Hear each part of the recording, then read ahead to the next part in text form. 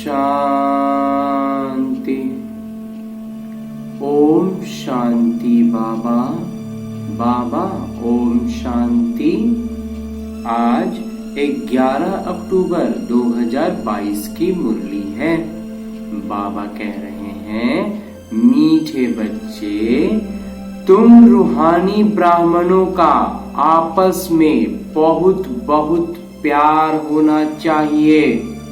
आपस में मिलकर राय निकालो कि कैसे सभी को सत्य पिता का परिचय दें। और आज बाबा प्रश्न पूछ रहे हैं कि बच्चे किस निश्चय के आधार पर अपना भाग्य ऊंचा बना सकते हैं। उत्तर बाबा बतलाते हैं कि पहले जब बुद्धि में यह निश्चय बैठे कि यहाँ पढ़ाने वाले स्वयं परमात्मा हैं, उनसे ही हमें सौभाग्य लेना है, तब पढ़ाई रोज पढ़ें और अपना सौभाग्य ऊंचा बना सकें। बाबा की श्रीमत है कि बच्चे, तुम्हें किसी भी हालत में रोज पढ़ना है। अगर कक्षा में नहीं आ सकते हो तो भी घर में मुरली पढ़ो। गीत है, तू प्यार का सागर है, तू प्यार का सागर है। ओम शांति। आत्माएं अर्थात बच्चे जान गए हैं कि हम आत्मा बिंदी मिसल हैं, एक सितारे मुआफिक। लेकिन जो आत्मा है वह स्वयं के पिता को कैसे महसूस करे। दुनिया में कोई भी न अपने को न बाबा को जानते हैं। तुम जानते हो हम आत्मा बिंदी हैं, कितनी छोटी हैं। बाबा भी इतने छोटे हैं। आत्मा से परमात्मा पिता कोई बड़ा नहीं है। भौतिक आकार में शरीर तो छोटा बड़ा होता है। अब तुम शिव बाबा की याद में बैठे हो।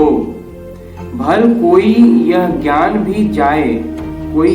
भी जाए कि आत्मा छोटी बिंदी है, परंतु उसमें 84 जन्मों का किरदार है। आश्चर्य है ना।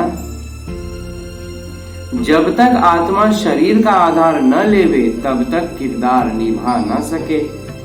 वैसे परमात्मा भी हम आत्मा के मुआफिक छोटे हैं, परंतु पिता क्यों कहा जाता है?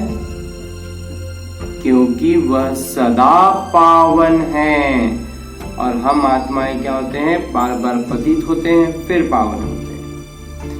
वह परमात्मा को न जानते भी उनको पिता कहते हैं। जैसे तुम समझ से याद करते हो, वैसे वह भी याद करते हैं। इतने जो भगत हैं, सबका भगवान एक है, जिसको पतित पावन कहा जाता है। तो जो पतित हैं अनेक और पतित पावन हैं एक। साधु संत महात्मा भी बुलाते हैं, उनको परम पिता परमात्मा कहते हैं। तो सबके पिता ठहरे ना। तो पिता को पतित से पावन बनाने आना पड़ता है। पावन बनने का उपाय वही बताते हैं, क्योंकि आत्मा पर पापों का बोझा चढ़ा हुआ है। हम सिर्फ लिख दें कि बी होली माने पवित्र रहना है, परंतु ऐसे स्लोगन लगाने से कोई फायदा नहीं, क्योंकि बाहर वाले तो समझ ना सके। बाकी तुमको तो समझाया हुआ है, तुमको स्लोगन का क्या दरकार है। जो नए हैं, जो बाहर की दुनिया में हैं, उनको पता नहीं चलेगा, और जो यहाँ ज्ञान में आ चुके हैं उनको जरूरत नहीं है। फायदा नहीं, क्योंकि बाहर वाले तो समझ न सके, बाकी तुमको तो समझाया हुआ है। तुमको स्लोगन की क्या दरकार है? इसका अर्थ है पवित्र बनो, बाबा को याद करो। जब तक किसी को समझाया नहीं जाए तब तक कुछ समझ ना सके। योग में रहने से पवित्र बन सकते हैं। कहते हैं यह पवित्रता का उपनाम है। सन्यासियों को होली कहते हैं क्योंकि विकार में नहीं जाते हैं, भल वह पवित्र रहते हैं, ब्रह्म को याद करते हैं, परंतु जन्म विकारियों के पास लेना पड़ता है। तुमको तो कहा जाता है पवित्र रहो और शिव बाबा को याद करो। सन्यासी अपने को कर्म सन्यासी कहलाते हैं, परंतु कर्म का सन्यास होता नहीं। शरीर में है तो कर्म का सन्यास नहीं हो सकता। कर्म सन्यास तब हो जब देह न हो, जब देह न हो, शरीर न हो। शरीर बगैर तो घर में परम धाम में रहते हैं, जब शरीर नहीं रहेगा तो फिर घर में रहेंगे, यानी कि परम धाम में। तो यहाँ कर्म का सन्यास कैसे हो सकता है? यह कहना भी झूठ है। वह कहते हैं जो गृहस्थी कर्म करते हैं वह हम नहीं करते। गृहस्थियों का कर्म तो बहुत है, यज्ञ तप तीर्थ आदि करते हैं, वह सन्यासी भी करते हैं। बाकी फर्क सिर्फ यह है कि वह कमाई कर खाना घर में पकाते हैं, सन्यासी यह नहीं करते। वह मांग कर खाते हैं क्योंकि उनको हठ योग से परमात्मा से मिल नहीं सकते। जब बाबा आए तब तो उनसे कोई मिल न सके, और जब तक बाबा न आए तब तक पावन दुनिया की स्थापना भी हो न सके। कितना समझाते हैं फिर भी समझते नहीं। बच्चे समाचार लिखते हैं, इतने आए, अब देखें कौन कौन सौभाग्य लेते हैं।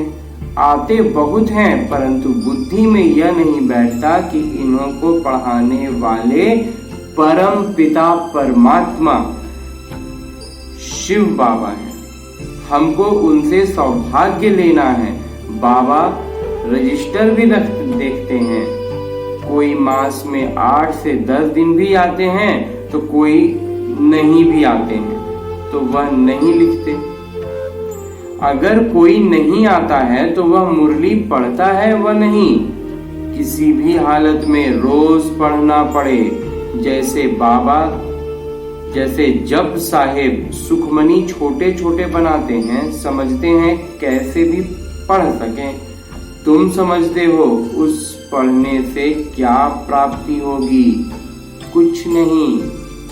करके थोड़ा समय के लिए बुद्धि ठीक होगी, परंतु बाबा से कोई मिल ना सके और फिर विकारों में फंस जाते हैं, तो फिर उनसे कोई प्राप्ति नहीं होती है।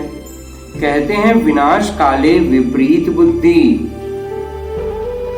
बरोबर अब विनाश का समय है और कोई भी परमात्मा को नहीं जानते। कहते भी हैं हम रचता और रचना के आदि मध्य अंत को नहीं जानते, परंतु नाटक के आदि मध्य अंत को जानना चाहिए ना। बाबा समझाते हैं सतयुग है आदि, कलयुग है अंत।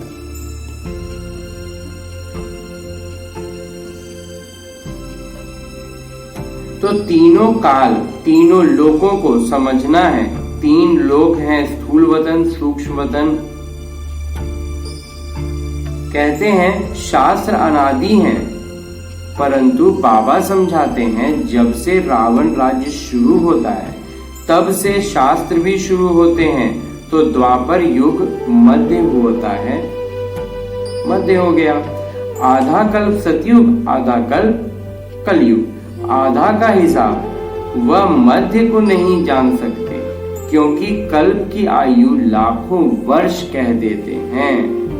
कहना चाहिए कि बाबा को जानो, ब्रह्मा कुमार कुमारी बनो, तब वर्षा मिलेगा। पहले कोई आते हैं तो पूछो कहाँ आए हो? कहते हैं बीके के पास।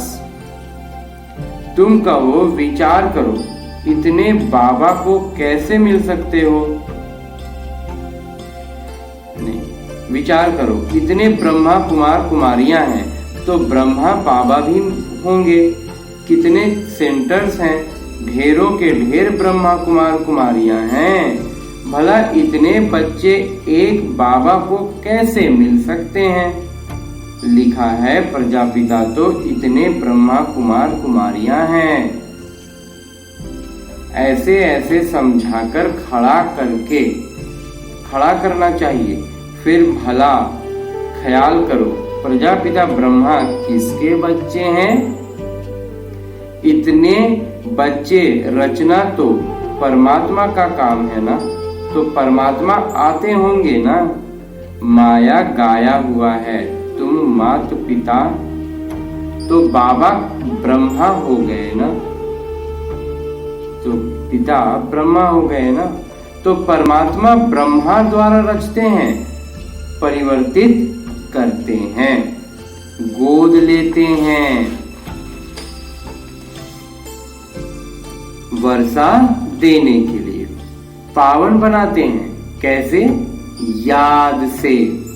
कहते हैं सब धर्मों को भूल मामेकम याद करो। सभी बुलाते हैं, मैं ज्ञानवान, समृद्धिपूर्ण, समृद्ध, मुक्तिदाता, गाइड हूं, तो सुख धाम में ले जाता हूं। खुशी कहाँ है? सुख धाम में।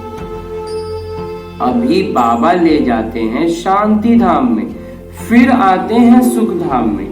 यह बातें कैसे याद करें? रोज रोज बोलते रहें, औरों को समझाते रहें कि बिंदु बुद्धि में आती रहती है,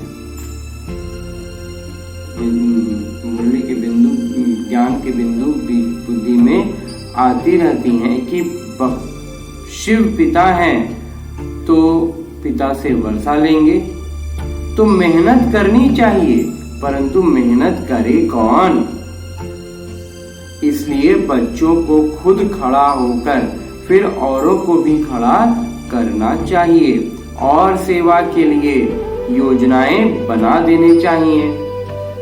जैसे सेना के बड़े जो अधिकारी आपस में मिलते हैं ना, तो यहाँ भी बच्चों को मिलना चाहिए, परंतु क्या करें, आपस में मिलते ही नहीं।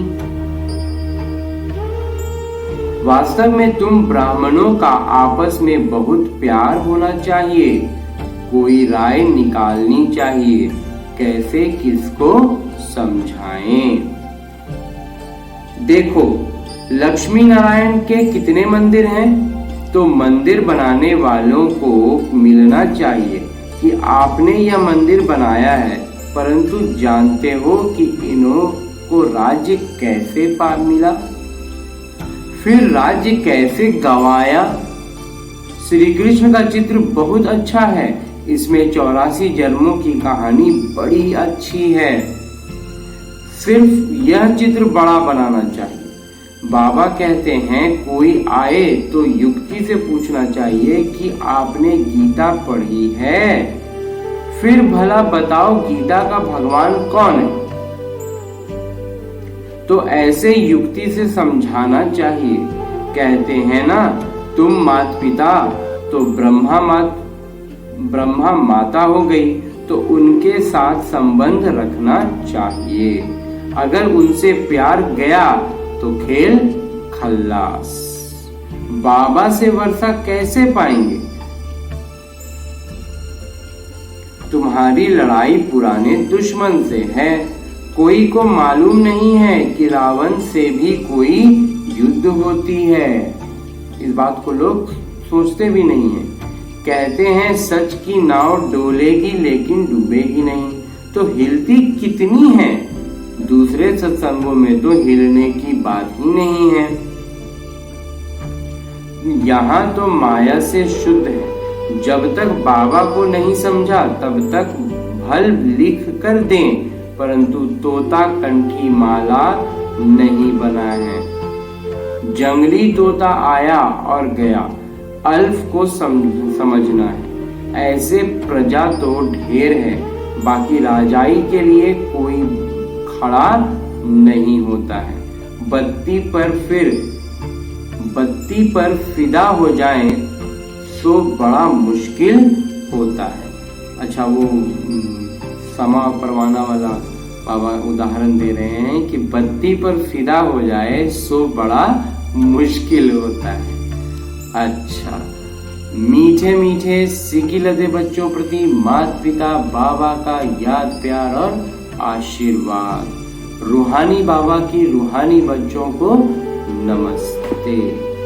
हम रूहानी बच्चों की ओर से रूहानी बाबा को याद प्यार और प्रणाम। धन्यवाद बाबा, धन्यवाद।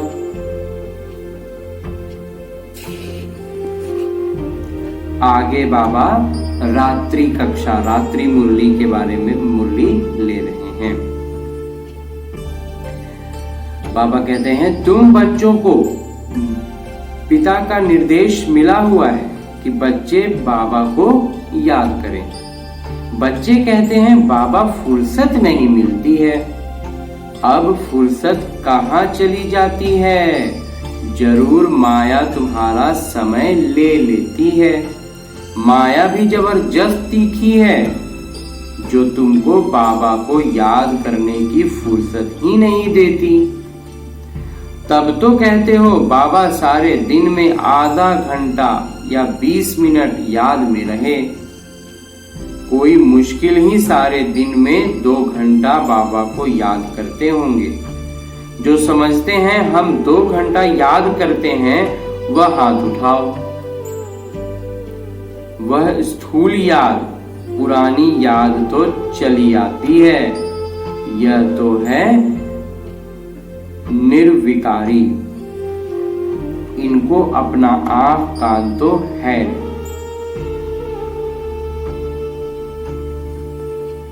बच्चों को कहते हैं मामेकम याद करो। अपने को आत्मा समझो।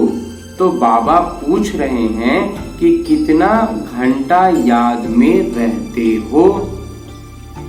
बच्चे खेलने जाते हैं तो शिक्षक को याद करते हैं। घर में भी पढ़ते हैं तो भी शिक्षक को याद रहता है। तो वह है स्थूल याद।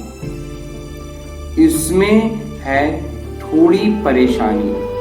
तो बाबा पूछते हैं कि अपने को आत्मा समझ बाबा को 2 घंटा जो याद कर सकते हैं, वो हाथ उठाओ।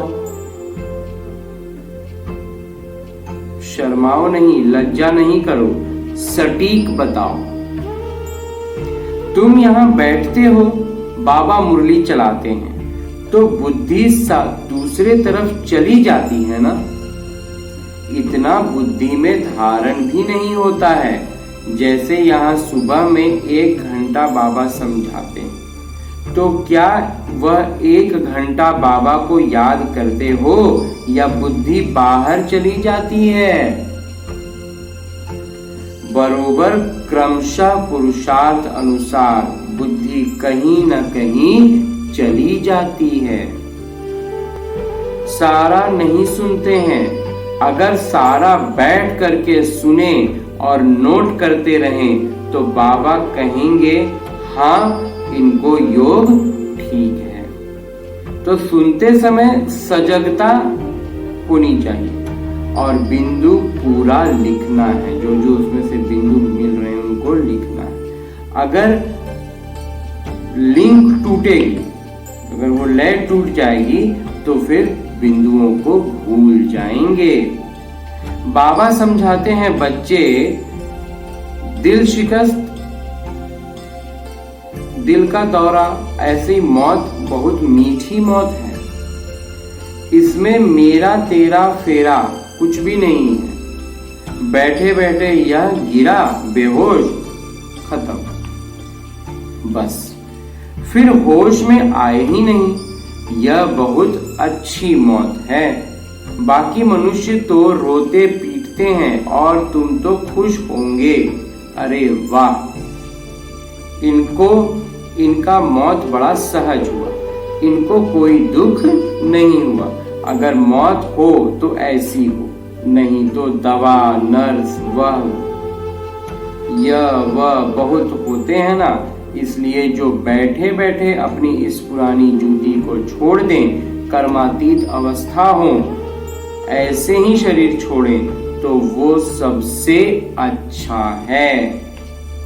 तुम आगे चल करके देखेंगे, अनायास बम बारूद जो छूटेंगे और सब बैठे बैठे चले जाएंगे।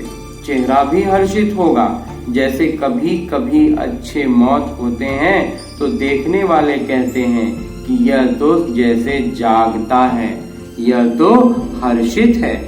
ऐसे तो कोई कह नहीं सकेंगे कि यह मर गया है।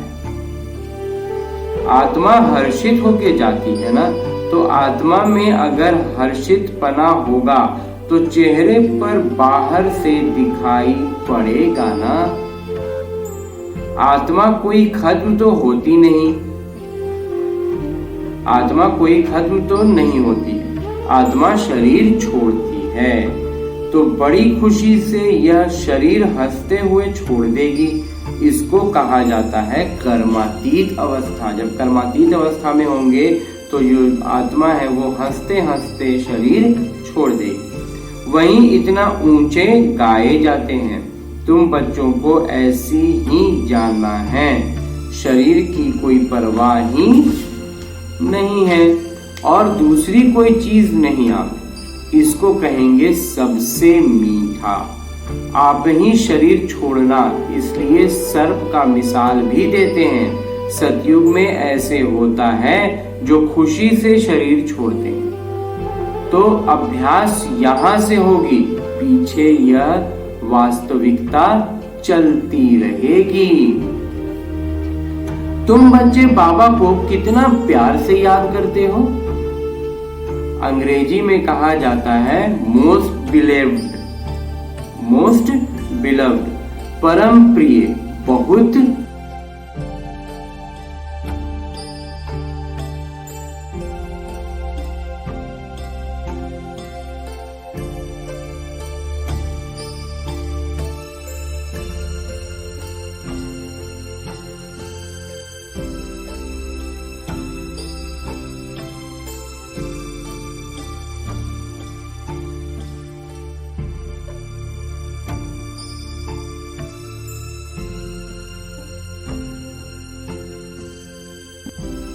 बाबा युक्ति बताते हैं कि तुम कभी शिक्षक को भूलो तो पिता को याद कर सकते हो। बाबा तो गाइड हैं, गाइड को पांडा भी कहा जाता है, तो बाबा पंडा भी हैं। वह दुख से मुक्त करने वाले हैं, शांति धाम में ले जाने वाले हैं। उनके पीछे है सुख धाम। तो तुमको यह ज्ञान घास मिलता है, फिर इसको विचार सागर मंथन करते रहो। जैसे गाय का मुख चलता रहता है, तुम्हारा मुख तो चलने की दरकार ही नहीं, बाकी अंदर में सब कुछ याद करना है। जैसे तुम हो ऐसे हम हैं। हमको तो और भी कम घंटे मिलते हैं, क्योंकि हमारा बुद्धि योग बाहर में बहुत जाता है। कभी कोई की चिट्ठी आई, फलाने की खिटपीट है, यह वह, तो सारा दिन उस तरफ बुद्धि जाती है। परंतु शायद बच्चों से ज्यादा बाबा को सहज है, क्योंकि बगल में साथ में रहते हैं। जब बाबा भोजन खाने के लिए बैठते हैं तो सोचते हैं, अच्छा मैं बाबा को याद करता हूं। 2-3 मिनट याद रहती है, फिर भूल जाता। याद हवा मुआफिक उड़ जाती है। बच्चे कोशिश करके देखें, सहज होते भी याद में समय तो लगता है ना। अच्छा, मीठे मीठे सिकी लदे बच्चों प्रति रूहानी बाबा व दादा का दिल व जान, सिक व प्रेम से याद, प्यार और आशीर्वाद। मीठे मीठे सिकिलदे रूहानी बच्चों प्रति रूहानी बाबा की नमस्ते। हम रूहानी बच्चों की ओर से रूहानी बाबा को, दादा को, ब्रह्मा बाबा को, शिव बाबा को याद, प्यार और प्रणाम। धन्यवाद बाबा, धन्यवाद। और धारणा है, आपस में बहुत प्यार से रहना है, मिलकर राय निकालनी है कि किस युक्ति से हर एक तक बाबा का संदेश पहुंचाएं। यह विनाश का समय है, इसलिए एक बाबा से सच्ची प्रीत रखनी है। योग से आत्मा को पावन बनाना है। और आज बाबा वरदान दे रहे हैं। बाबा कहते हैं, स्वराज्य के साथ बेहद की वैराग्य वृत्ति को धारण करने वाले सच्चे सच्चे राज ऋषि भव। स्वराज्य के साथ बेहद की वैराग्य वृत्ति को धारण करने वाले सच्चे सच्चे राज ऋषि भव। एक तरफ राज्य और दूसरे तरफ ऋषि अर्थात बेहद के वैरागी। ऐसे राज ऋषि का कहीं भी, चाहे अपने मन में, चाहे व्यक्ति में, चाहे वस्तु में लगाव नहीं हो सकता,